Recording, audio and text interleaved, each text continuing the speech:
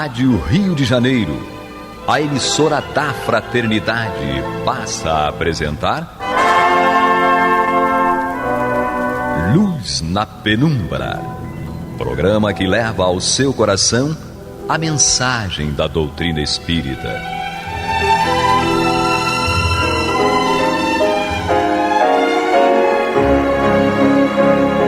E com vocês, João Batista, para o estudo de O Livro dos Espíritos, da obra codificada por Allan Kardec.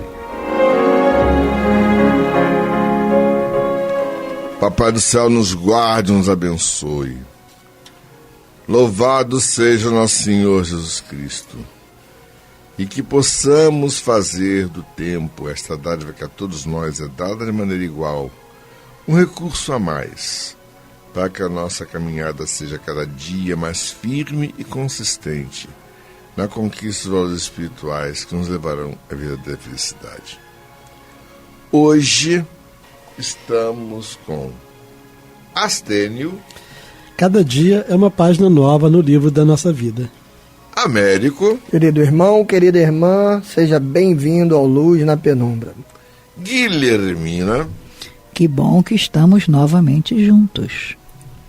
E Alessandra, a docinha. Olá, meus irmãos. Deus habita em cada um de nós. Gente, prestemos atenção à música espírita. Dia 4 de junho, às 16 horas, a partir das 16 horas, na Fraice, em Higienópolis, a nossa rádio estará fazendo um evento. A música espírita está no ar, a 5ª edição. Para quem gosta de música, não existe nada melhor. E o mais importante é elevar-nos a espiritualidade através da música. Que o Papai do Céu nos guarde e nos abençoe. Hoje vamos estudar o capítulo 12 da introdução de Livro dos Espíritos e nós vamos ter todos fazendo o estudo. Comandarão o estudo Américo e Astênio, e Guilhermina e Alessandra estarão fazendo o contraponto. Vamos lá? Vamos lá. Nós estamos então na introdução. Nosso estudo, vem se desenvolvendo essas semanas sobre os opositores da doutrina espírita. E aí na semana passada, no último programa, nós estudamos a questão do tipo de espírito que se manifesta, alguns mais ilustres, outros mais anônimos, e nós seguimos aqui então no capítulo 12, como disse o nosso querido João.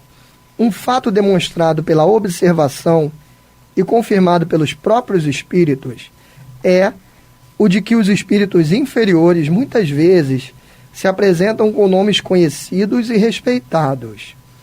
Quem pode, pois, assegurar que os que dizem ter sido, por exemplo, Sócrates, Júlio César, Carlos Magno, Fénelon, Napoleão, Washington e etc., tenham realmente animado essas personagens? Essa dúvida existe entre alguns adeptos fervorosos da doutrina espírita. Admitem a intervenção e a manifestação dos espíritos, mas perguntam que controle podemos ter da sua identidade. Só lembrando que essa questão aqui foi usada por Kardec um tempinho atrás, nesse livro, alguns capítulos atrás, justamente para mostrar que as pessoas que admitem a intervenção dos espíritos, mas questionam se o espírito é mais evoluído ou menos evoluído, vamos dizer assim, de todo modo está admitindo que existe essa comunicação. Sigamos. Semelhante controle, que controle?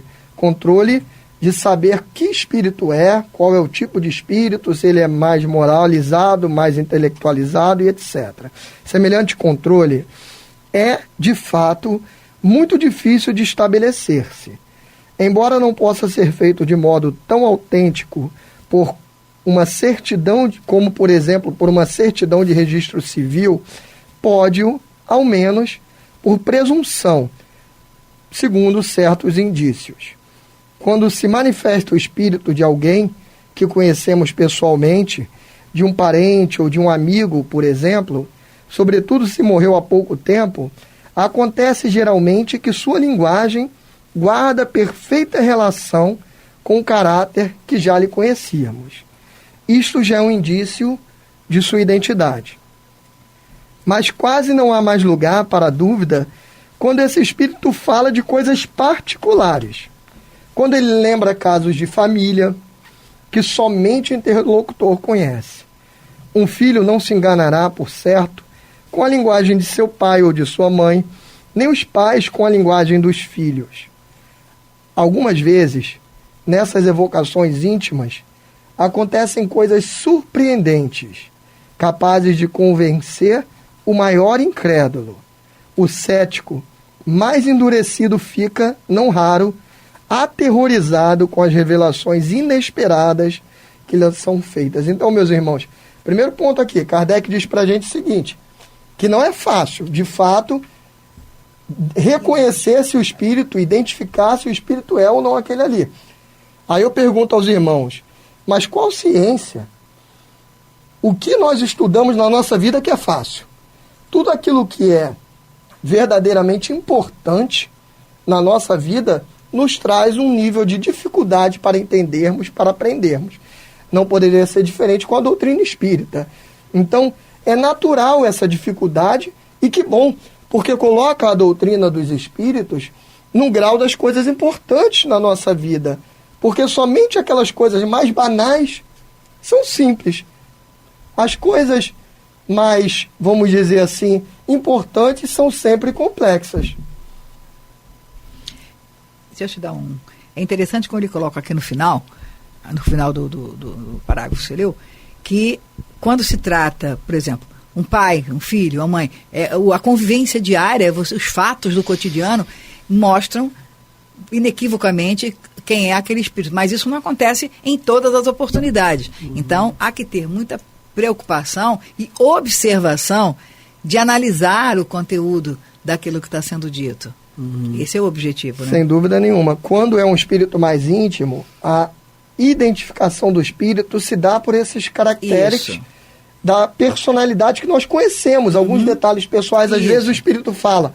Lembra daquilo? Isso. Coisas que só a pessoa que está ali ouvindo sabe, ninguém mais sabe. Exatamente, exatamente. E quando a comunicação é de um espírito, vamos dizer assim, que vem trazer uma mensagem mais elevada, vem trazer um ensinamento, algo do tipo, que normalmente não é um espírito tão conhecido nosso, essa identificação se dá pela linguagem e pelo conteúdo.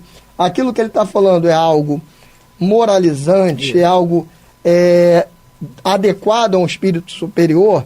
Como é que a gente faz isso? Não é verdade?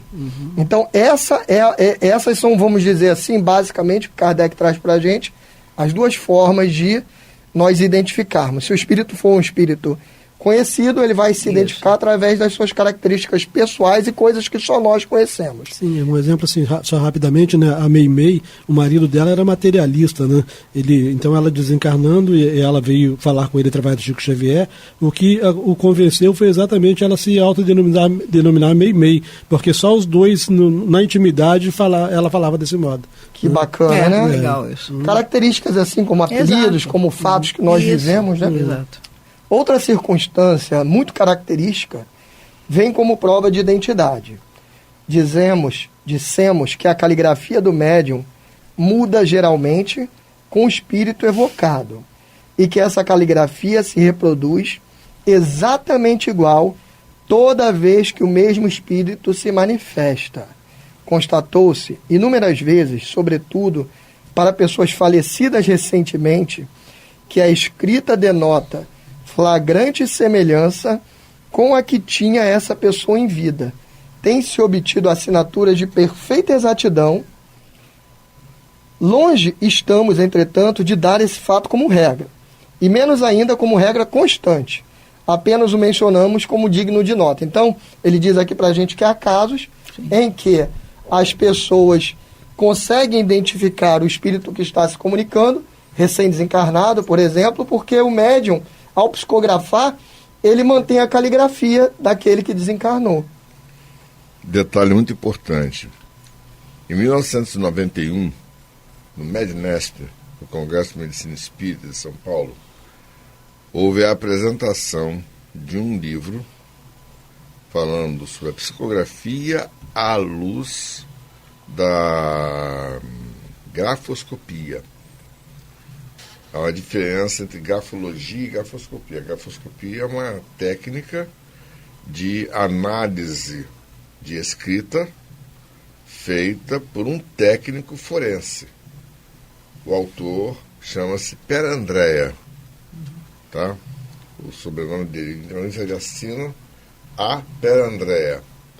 E ele publicou, ele apresentou esse livro exatamente analisando as mensagens obtidas pelo Chico Xavier com as caligrafias, ele comparando as caligrafias das pessoas que se comunicaram através do Chico e também os textos apresentados pelos familiares de cartas dessas pessoas. Ele mostrava assim, a serifa, como a curva, o modo como a pessoa escrevia, se era num sentido ou se era num outro sentido. Esse detalhe o grafoscopista ele consegue detectar. Ele entende isso daí, ele percebe isso daí, quando, por exemplo, uma assinatura é falsificada ou não. Então, ele analisou, ele escreveu um livro inteiro a respeito dessa matéria. É impressionante. Cada dia nós temos mais confirmações, né, da autenticidade das mensagens espíritas. A tecnologia, né, trabalhando nesse sentido. Cada dia mais. Somente os espíritos que atingiram certo grau de purificação se acham libertos de toda influência corpórea e que se acham libertos, né? Porém, quando não estão completamente desmaterializados. É a expressão de que se servem, conservam a maior parte das ideias, dos pendores e até das manias que tinham na Terra. Então, os espíritos... Quer falar isso depois do intervalo, meu querido irmão? Não, depois não. Ótimo. Também é. O que também é um meio de reconhecê-los, meio a que igualmente se chega por uma imensidade de fatos minuciosos que só uma observação atenta, cuidadosa, pode revelar. Vêem-se escritores a discutir suas próprias obras ou doutrinas, aprovando ou condenando certas partes delas. Outros espíritos a lembrar circunstâncias ignoradas ou pouco conhecidas de suas vidas ou de mortes. Enfim, todas as coisas que são, ao menos, provas morais de identidade únicas que se podem invocar tratando-se de coisas abstratas. Bom, antes vamos ouvir a nossa vinheta. Você está ouvindo pela Rádio Rio de Janeiro o programa Luz na Penumbra, com o estudo de O Livro dos Espíritos, na apresentação de João Batista. Dando sequência, vamos ouvir as meninas. Muito obrigado pelas meninas. Um comentário rápido que me ocorreu aqui lendo, que a caligrafia do médium muda com o espírito evocado e que reproduz exatamente toda vez que o mesmo espírito se manifesta. Eu pensei uma coisa assim muito cruel. O espírito, o médium que for reproduzir a escrita de determinados médicos que a gente conhece, aí realmente comprova, muito comprova, você não precisa nem do grafólogo, porque vai... Precisava citar a minha letra? Eu não entendo, não chequei ninguém, não botei nome de ninguém, mas é que eu me lembrei, passei pela minha cabeça. Nós estamos vivendo na Rádio Rio de Janeiro o momento DR do casal. Não, mas eu lembrei. Não é só, não. A gente sabe que letra de médico, já é como letra de médico. A gente não entende nada. Letra de médico. Então eu lembrei disso. O espírito que se apresenta e que foi na existência anterior médico, ele tem que se preocupar com esse detalhe, porque o médium, coitado, ele tem que dar conta daquilo que ele está escrevendo. E uma outra coisa importante que eu queria colocar, que realmente é interessante que ele colocou, quando não completamente desmaterializado. Essa expressão é muito interessante, porque você pode estar desencarnado e não estar totalmente desmaterializado. Depende do nível de distanciamento e de evolução que realmente você tem, que é a expressão que se servem, né?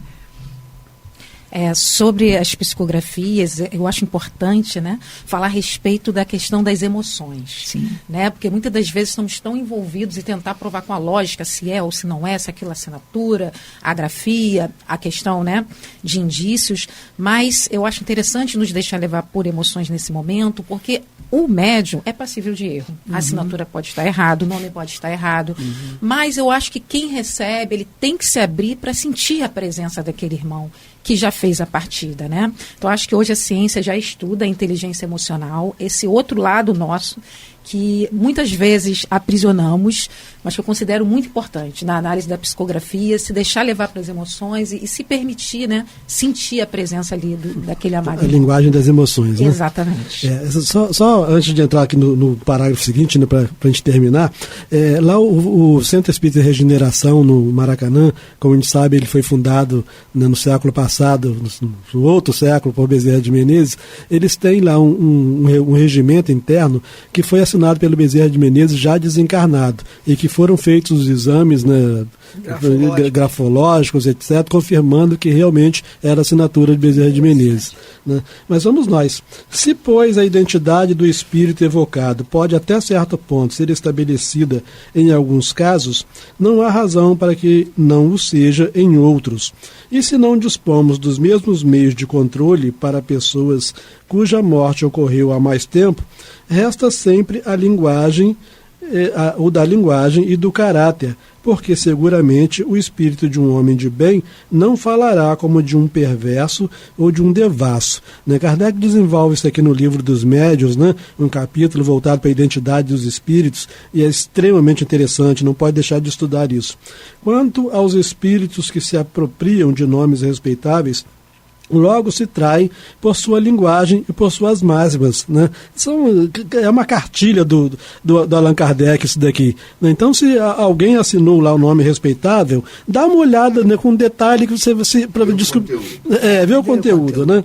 Então, aquele que se dissesse Fenelon, por exemplo, e que ofendesse, ainda que acidentalmente, o bom senso e a moral, mostraria por esse simples fato o embuste. Se, ao contrário, os pensamentos que ele exprime são sempre puros, sem contradições e constantemente à altura do caráter de Fênelon, não há motivos para se duvidar de sua identidade. Eu costumo considerar sempre, nós temos duas obras, né, pelo menos duas, né, não muito antigas, né, no movimento espírita, uma psicografada pelo Divaldo Pereira Franco e outra psicografada por um outro médium de Minas Gerais, que eu não vou citar o nome, que ambos revelam, descrevem esse hospital espírita, né, no mundo espiritual, né, que cuida de espíritas com problemas mentais, né? E a gente vê a descrição do médico que foi psiquiatra durante a vida física. Então, a descrição do comportamento desse médico nesse hospital, né, à luz do Divaldo, é uma que mostra a grandeza, a elevação. E desse outro médium é aquele tipo de espírito que nós não gostaríamos de ser, sabe? Então, revelando o mesmo hospital, a gente vê o embuste numa obra comparando com a outra, né? Obviamente que o embuste não está na obra do Divaldo Pereira Franco. Então, de outro modo, seria preciso admitir que um espírito que só prega o bem é capaz de mentir conscientemente, e isso sem utilidade alguma. Então, na medida em que o espírito se apresenta com o nome de responsabilidade, ele precisa mostrar de ponta a ponta, porque se tiver um desvio, já não se dá mais para admitir que seja aquele espírito. A experiência nos ensina que os espíritos da mesma categoria, isso aqui é super importante, do mesmo caráter e animados dos mesmos sentimentos, reúnem-se em grupos e em famílias. Ora, o número dos espíritos é incalculável e estamos longe de conhecê-los a todos. A maioria deles nem mesmo tem nomes para nós. Um espírito da categoria de Fênelon pode, pois, vir em seu lugar. Muitas vezes até como seu mandatário. Apresenta-se, então, com o seu nome, porque ele é idêntico e pode substituí-lo, e porque precisamos de um nome para fixar as ideias. Então, como aprendizes de doutrina espírita, nós temos que incorporar esses ensinos, né, que são extremamente importantes. Os espíritos, eles estando no mesmo nível espiritual, eles estudam nas mesmas fontes, acabam tendo a mesma linguagem, o mesmo conhecimento. Então, se nós comparamos uma obra de Joana de Ângeles com uma de Viana de Carvalho, não vamos encontrar muita diferença, mas os dois estão na mesma escola, entendeu? Então vamos lá. Mas que importa, afinal, que um espírito seja realmente o de Fênelon, desde que só diga coisas boas e fale como o teria feito o próprio Fênelon, é um espírito bom. O nome pelo qual se dá a conhecer é indiferente, não passando muitas vezes de um meio para fixar nossas ideias. Não se daria o mesmo nas evocações íntimas, mas aí, como já dissemos, a identidade pode ser estabelecida por provas de certo modo evidentes, né? Então, muito claro, se a comunicação é pessoal, aquele que está se manifestando como nosso pai, a nossa avó desencarnada, que dê conta do recado. Se quer que nós acreditemos que seja ele mesmo, apresente algumas evidências, né, de que seja ele mesmo, né? Por fim, é certo que a substituição dos espíritos pode causar uma porção de equívocos, resultar em erros e muitas vezes em mistificações. Mas, não, essa é uma das dificuldades do espiritismo prático. Mas jamais dissemos que esta ciência fosse uma coisa fácil, nem que se pudesse aprendê-la brincando, como também não se dá com qualquer outra ciência, né? E, aliás, mesmo que não seja brincando, não se aprende apenas lendo 15 minutos por dia à noite o Evangelho segundo o Espiritismo. Para aprender a doutrina espírita, tem que ler muito mais, né, e outras obras. Nunca será demais repetir que ela exige um estudo assíduo e geralmente muito prolongado. Não se podendo provocar os fatos, é preciso esperar que eles se apresentem por si mesmos. Muitas vezes esses fatos ocorrem por efeito de circunstâncias em que menos se pensa. Para o observador atento e paciente, os fatos são abundantes, porque ele descobre milhares de matizes característicos que para ele são raios de luz. O mesmo se dá com as ciências comuns. Enquanto o homem superficial não vê numa flor mais que uma forma elegante, o sábio descobre nela tesouros para o pensamento, né? Eu gostaria só de destacar aqui, né, quando eles falam que os fatos não se dão assim aos borbotões, nós precisamos esperar que eles aconteçam. A gente verifica que na história do cristianismo, né, dentre aqueles seguidores do Cristo, né, desempenhando um papel extremamente importante, eles não tinham os espíritos trazendo fenômenos mediúnicos para eles o tempo todo, mas de vez em quando surgia, quando estava preso, quando estava acontecendo isso, quando estava acontecendo aquilo, de vez em quando. Nós precisamos aprender a acumular conhecimento. A experiência de momento nós utilizávamos por muitos anos, porque se quisermos que os espíritos estejam o tempo todo, né, renovando a nossa fé, aí fica complicado. Mesmo porque onde é que fica o nosso livre-arbítrio? Isso, né? Se a gente for esperar que os espíritos façam por nós, então, Ale, um minutinho para você. Então, gente, essa introdução, né, em que o Kardec está rebatendo os opositores, a gente percebe que é muito mais ampla que isso. Sim. É muito mais ampla, porque a todo tempo ele está falando da forma como se observa. E aí ele está retomando o que Jesus ensinou. Olhos para ver e ouvidos para ouvir. Né? Precisamos estar mais atentos às questões importantes da vida. É a questão do conteúdo. Uma coisa é a forma, outra coisa é o conteúdo. Isso se dá até hoje nos nossos dias. Uma coisa é o que se diz, uma coisa é o que se fala com muita convicção. Espreme, analisa, contextualiza com os fatos. Só para lembrar, uma recomendação de Kardec, né, que é importantíssima nesse caso, é que a gente tente evitar as comunicações particulares dentro de casa, Sim. sem o crivo das outras Sim. pessoas. Porque quando nós temos uma comunicação qualquer do espírito submetida dentro de um grupo que estuda ali, é mais difícil o espírito nos enganar. Sim. Porque a maioria das pessoas ali reunidas vão nos dar os alertas, ao passo que, se nós estivermos sozinhos E frágeis. e geralmente. frágeis, é maior a chance do espírito nos enganar. O comunicado que um amigo meu deu 2 meses depois de desencarnado, veio através de uma casa espírita dirigida por uma amiga dele que ele não via há 30 anos, e através de uma médium que estava em treinamento e que não conhecia. A mensagem veio com a primeira frase. Ele dizia, pouco antes de desencarnar: quero partir com dignidade. Primeira frase da mensagem, graças a Deus eu parti com dignidade. Então, realmente é fidedigno. E a assinatura foi reconhecida pela dirigente. Que ela conhecia muito bem, sabia como é que era a letra dele, como é que detalhes dele, né? Então, não havia como, veio espontâneo e através de uma instituição totalmente insuspeita. Então, gente, vamos refletir a respeito disso. A busca da verdade é um direito de todos nós, tá?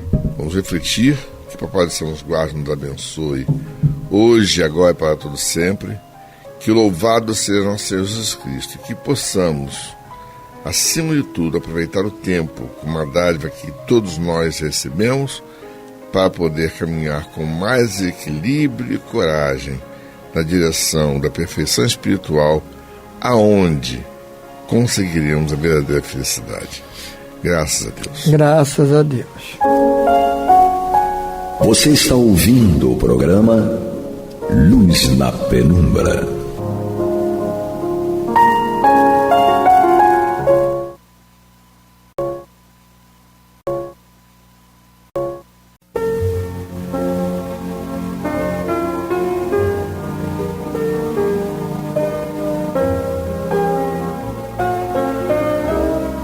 A Rádio Rio de Janeiro está levando ao seu lar e ao seu coração a mensagem consoladora da doutrina espírita, através do programa Luz na Penumbra. E agora com vocês, Antônio de Pádua Barbosa e Marta Batista. Boa noite, meus amigos. Estamos aqui mais uma vez dando continuidade ao programa Luz na Penumbra, no qual nós estudamos o Evangelho segundo o Espiritismo de Allan Kardec. Estamos iniciando o seu capítulo 5º, Bem-aventurados os aflitos, que é onde se inicia a nossa terapia para sermos um pouco menos infelizes do que somos, né? Para darmos início à nossa entrada no reino de felicidade, no reino de Deus. Então, para dar prosseguimento a esses estudos, temos aqui hoje conosco Marta Batista, que vai nos abrilhantar com o seu comentário, e na técnica, o não menos brilhante, Pablo. Muito bem. Tudo bem, Tony? Tudo bem. Vamos então dar prosseguimento, né? Iniciando o 5º capítulo. Esse capítulo inicia com a temática da justiça das aflições, né? Que é precedido por 3 citações bíblicas. E vamos lê-las e posteriormente vamos refletir junto com Kardec para ver o que ele nos traz acerca dessas citações. Bem-aventurados os que choram, porque serão consolados. Bem-aventurados os que têm fome e sede de justiça, porque serão saciados. Bem-aventurados os que sofrem perseguição por amor à justiça, porque é deles o reino dos céus. Mateus, capítulo 5, versículos 6 e 10. Então a gente verifica que neste capítulo, né, o objetivo, no caso aqui da justiça das aflições, é justamente nos fazer refletir sobre o problema do sofrimento e perceber que todas as nossas aflições têm uma causa justa, porque elas derivam da justiça divina. Então, se derivam da justiça divina, que nos permite que diversas situações aconteçam conosco, é porque há uma causa justa, porque o que vem de Deus é justo, é sábio. E, logicamente, nós percebermos também que nesse processo da justiça das aflições, há também a nossa parte, mostrando que nós temos que ter paciência e resignação para nos aliviar das provas e que nos reservarão satisfações futuras. Isso se nós formos resignados e pacientes.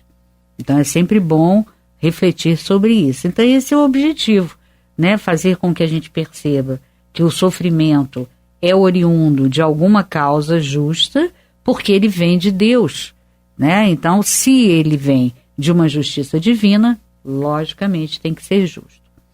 Então, quando ele diz aqui, bem-aventurados os que choram, porque serão consolados, e os que têm fome e sede de justiça, porque serão saciados, e também bem-aventurados os que sofrem perseguição por amor à justiça, porque é deles o reino dos céus, a gente vai nos perguntar, a gente se pergunta, quem são esses, né, que serão consolados?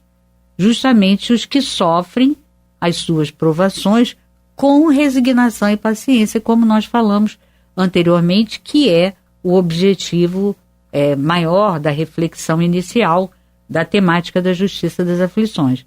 Então, nós seremos consolados, seremos bem-aventurados e consolados, se nós sofrermos com paciência e, sobretudo, com resignação. Isso é fundamental que a gente entenda. E os que têm fome de justiça e sede de justiça, né, são aqueles que são injustiçados, né, e que padecem, aqueles que padecem com a dificuldade, né, das desigualdades entre os homens, aqueles que têm os seus direitos desrespeitados, sem ter quem lhes ouça a reclamação, pessoas que são de uma classe social mais baixa e não tem como pagar um bom advogado, né, para defendê-los e para lhes ouvir e lhes dar uma orientação, conselho. Então, são esses, né, o que tem fome e sede de justiça. E aqueles que sofrem perseguição pela justiça, não raro a gente vê aqui, famintos e sequiosos de justiça, aqueles que, antigos déspotas, alcançados pela infalível justiça divina. Então, aqueles que foram déspotas, né, autoritários, e que não eram preocupados com as questões da justiça, eles geralmente são essas pessoas que hoje padecem essas dificuldades.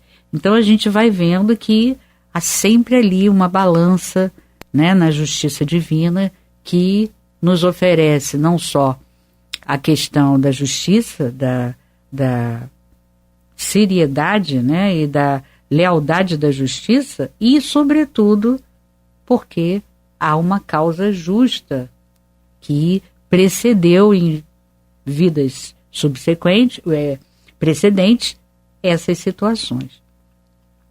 Então, aqueles que sofrem a perseguição pela justiça são os que buscam defender os mais fracos, né? Aqueles que estão sempre às voltas com a questão dos mais fracos, falando pelos que não têm voz, buscando o direito, né, dos injustiçados.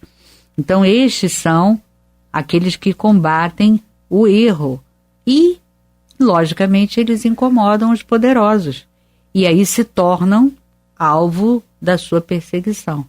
Então, esses são os que sofrem perseguição pela justiça.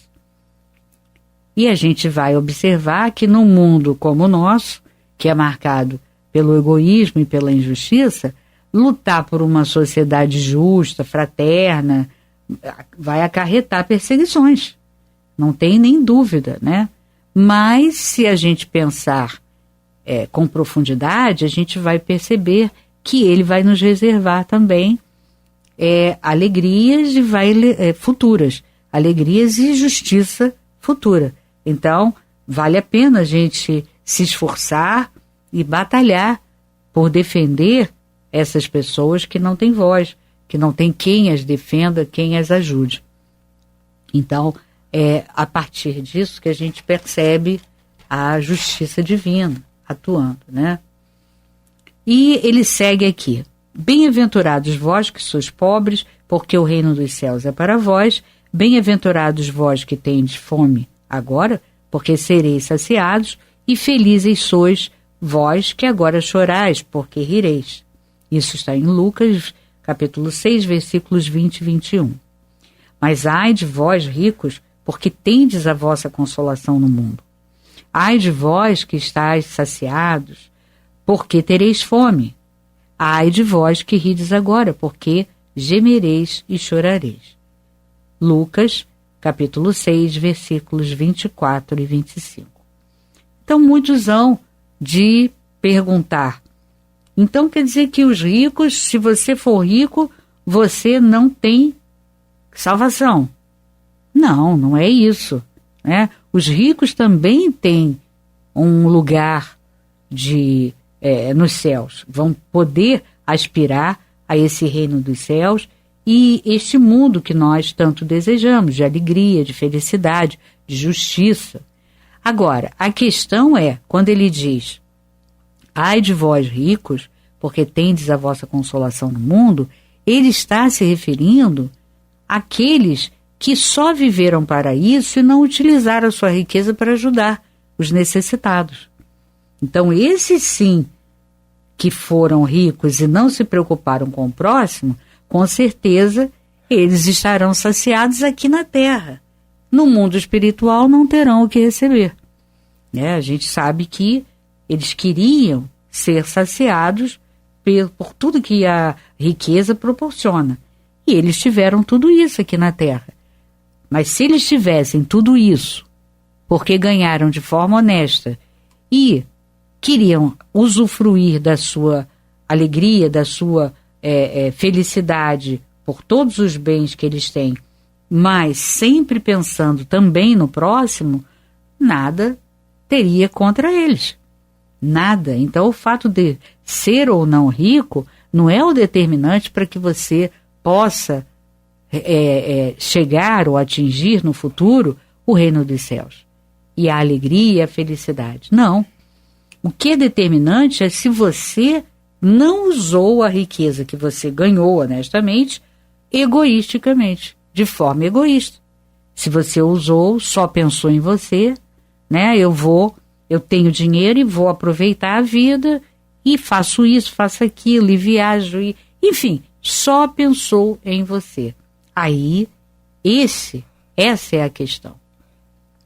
Então, ser pobre não é também condição para você obter o reino dos céus, a graça divina. Porque a pessoa pensa, então, se não é dos ricos, é do pobre? Não. Nem de um, nem de outro. Cada um está numa condição de provação. E essa provação, no rico, é se você é uma pessoa generosa, não é egoísta. E na questão do pobre, é se você está sendo provado e testado para ver se você vai ser paciente, resignado, entender, procurar descobrir quais são as causas, né, que levaram Deus permitir que isso acontecesse com você, as dificuldades que você enfrenta. Então, ser pobre também não é condição garantida para se obter o reino dos céus, nem a graça divina. Né? Não, em absoluto. Ricos e pobres são igualmente filhos de Deus, que é tudo justiça, é tudo bondade, é tudo amor. E ele não despreza ninguém, o Pai não despreza ninguém. Então, sobretudo, ainda mais por uma questão, uma condição material, né? Isso é coisa dos homens, não é coisa de Deus. Então, a condição para nós obtermos o reino dos céus, ou a graça divina, é o nosso comportamento diante de tudo que acontece conosco, diante da vida. É a prática do bem e a vivência do Evangelho que serão determinantes para nós. É isso que é o determinante. No caso de quem está na prova da riqueza, a mesma coisa. Ele tem uma prova específica, que é o de ser generoso, não ser egoísta, né, de ajudar o próximo, e se ele agir dessa maneira, ele está totalmente enquadrado nessa benesse. Então, a gente observa que não é uma questão de ser pobre nem ser rico. A questão é de como você reage diante das provas que a vida te oferece e se você sempre está pensando no próximo. Isso é fundamental, isso é determinante. Então, na Justiça das Aflições, Kardec nos traz o seguinte: só na vida futura podem se realizar as compensações que Jesus promete aos aflitos da terra. Só na vida futura. Então, quando a gente lê sobre bem-aventurança, tem que entender que bem-aventurança é vida futura. É quando a gente estiver mais avançado, com progresso realizado, é que nós vamos ser bem-aventurados. Porque ser bem-aventurados é já estar com todas essas questões que ele elenca superadas. Então, só na vida futura é que essas compensações se realizarão. E Jesus, então, promete tudo isso aos aflitos aqui da terra. Sem a certeza do futuro, essas máximas seriam um contrassenso. Veja bem que interessante. Mas ainda seriam um engodo. Né? Jesus estaria enganando a gente, o que é incompatível com a grandeza e a superioridade desse espírito. Mesmo com essa certeza, dificilmente se compreende a utilidade do sofrimento para ser feliz. Olha que interessante, é o que todo mundo fala. Mas por que eu preciso passar por tantas dificuldades, por tantos sofrimentos, para que eu encontre a felicidade? Dizem para haver mais mérito, mas então se pergunta por que uns sofrem mais que outros? Por que uns nascem na miséria e outros na opulência, sem nada haverem feito para justificar essa posição? Por que uns não são bem-sucedidos em nada, enquanto que para outros tudo parece sorrir? Porém, o que se compreende, ainda menos, é ver os bens e os males tão desigualmente partilhados entre o vício e a virtude. É ver os homens virtuosos sofrerem ao lado de perversos que prosperam. A fé no futuro pode consolar e inspirar paciência, mas não explica essas anomalias que parecem desmentir a justiça de Deus. Então, por um lado, a gente tem que entender que só com o entendimento da vida futura é que você vai conseguir equacionar essas situações. E, por outro lado, você precisa ter como base a reencarnação. Porque se você não tiver a reencarnação como base, você não vai conseguir.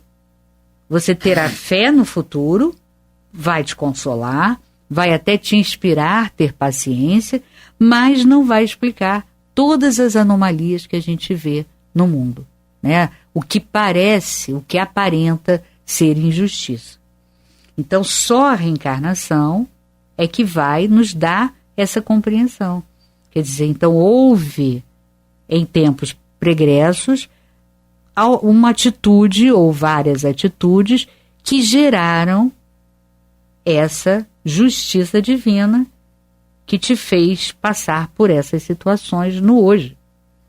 Então, o hoje de agora é a ação do passado, que se transforma. Se você estuda a tua vida, né, e não encontra absolutamente nada que justifique aqui no presente essas situações que você passa, de tristeza, de dificuldade, de sofrimento, é porque a causa está lá atrás, em vidas pregressas. Então, você tem que ter duas coisas, né, balizando o teu entendimento para todos os sofrimentos que você passa. Um é a fé na vida futura, para te inspirar e te fortalecer para passar por todas as dificuldades, e o outro é, a outra baliza, é a reencarnação, né? Porque sem a reencarnação você não entenderia, olha, se eu nasci agora, não existe passado, né? Não existe vida pregressa, e eu nada fiz, né? Estou com pouca idade, e mesmo com essa idade eu nunca fiz nada que pudesse prejudicar a terceiros. Então, como se justifica eu passar por tudo isso? E por que eu fui escolhida para ser pobre, com dificuldades, enfrentar tantos dramas, enquanto que outros, né? Qual o critério que Deus utilizou para que outros nascessem ricos? Então, é aí que a gente tem que parar para refletir. É claro que a gente tem que entender que existe uma causa. Essa causa tem que ser justa, já que ela vem permitida por Deus. E essa causa justa é justamente a tua ação no passado, caso você não encontre nada no presente. Então ele diz: entretanto, desde que se admite Deus, não se pode concebê-lo sem o infinito das suas perfeições. Ora, então se Deus, no infinito das suas perfeições, ele jamais poderia fazer nada errado. Então, como que ele permitiria que nós sofrêssemos se não houvesse uma causa justa? Não é? Então, Kardec vai trazendo para nós uma reflexão mais profunda, a fim de que a gente perceba, né, a perfeição e a justiça divina que estão entrelaçadas, né? Deus é perfeito, então a sua justiça é perfeita. Se a justiça dele é perfeita e a gente sofre, é porque existe uma causa justa. Então ele segue dizendo: ele deve ser todo poder, todo justiça, todo bondade. Sem isso não seria Deus. Se Deus é soberanamente bom e justo, não pode agir por capricho, nem com parcialidade. As vicissitudes da vida têm, pois, uma causa, e visto que Deus é justo, essa causa deve ser justa. Eis do que cada um deve se compenetrar. Pelos ensinamentos de Jesus, Deus permitiu que os homens viessem a compreender essa causa, e hoje, considerando-os bastante amadurecidos para compreendê-la, ele a revela inteiramente pelo Espiritismo, isto é, pela voz dos Espíritos. Então, é como nós desenvolvemos, a gente tem que compreender e chegar nessa conclusão que, se Deus é perfeito em todas as suas manifestações, é soberanamente bom, justo e perfeito, e bondade e justiça, com certeza essas vicissitudes que chegam a nós, elas têm que ser justas, que senão Deus jamais em sua perfeição permitiria que nada disso acontecesse. Então, percebendo tudo isso, chegando nessa conclusão, nós então teremos um entendimento do que nós estamos passando, do porquê nós passamos por tudo isso, e aí isso vai nos inspirar e fortalecer para ter mais paciência, mais resignação, mas agora não por uma imposição de fé cega, e sim por uma clareza de fé raciocinada. Não é isso, Tony? Certamente, Marta. Eu acho esse item dos mais importantes aqui do Evangelho, porque ele é esclarecedor para nós. Se estamos tratando aqui das aflições, que o capítulo diz que é bem-aventurados os aflitos, então ele trata das aflições. Ora, algo que ajuda-nos a entender e com isso promove uma espécie de consolo, de resignação, é saber da existência da justiça, ou seja, não há nada que esteja acontecendo que seja fruto de uma injustiça. E sendo a justiça divina, então, perfeita, isso nos ajuda muito a enfrentar as dificuldades. Por isso que eu considero realmente este item dos mais importantes aqui, e se nós realmente quisermos ter forças para enfrentar as dificuldades e as aflições pelas quais estamos passando e pelas quais ainda vamos passar muito, é bom nós entendermos direitinho do que se trata a justiça de Deus, porque aí sim nós vamos ter força suficiente, resignação suficiente para encarar a realidade dos fatos, a nossa realidade, que já que estamos em um planeta de expiações e provas, nós não íamos esperar nada diferente do que aflições. Então, se temos que conviver com elas, vamos entendê-las. E a melhor maneira de entendê-las é, primeiramente, entendendo a justiça de Deus, do que trata Allan Kardec neste item. Então, sugiro a todos que reflitam bastante nisso que Marta falou, porque é extremamente importante. Ficamos, então, hoje por aqui. Desejo a vocês todos votos de muito boa noite e de muita paz. Muita paz a todos.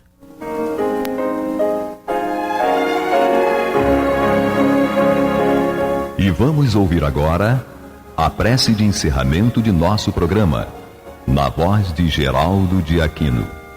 Jesus, dá-nos coragem para a luta, piedade para os insultos e misericórdia para as injustiças e ingratidões. Limpa nossa alma de inveja e ambições mesquinhas, de ódio e de vingança o nosso caminho.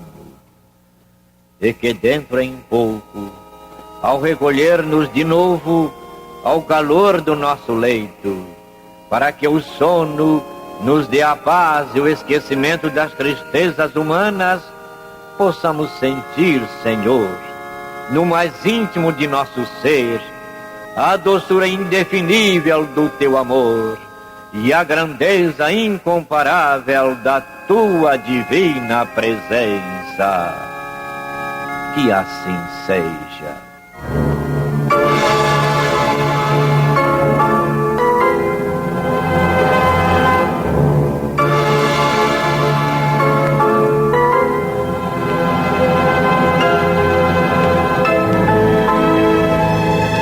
Acabamos de apresentar o programa Luz na Penumbra, que voltará a ser apresentado amanhã às 21 horas nesta emissora.